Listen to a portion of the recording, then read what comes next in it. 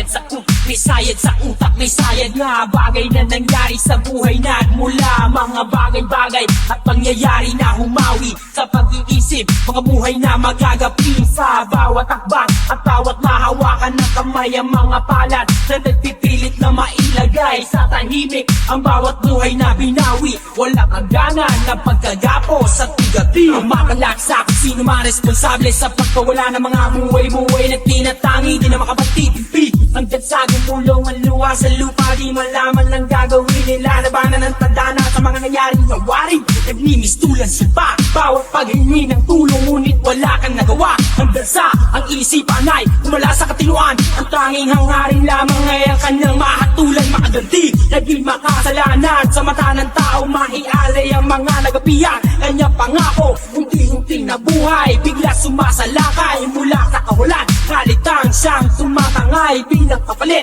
ng dinanas na hagupit. Kailangan magbayad ang mga may sala sa kanyang paglapit. Pinadarma ang hapdi ng bawat galaw. Dapat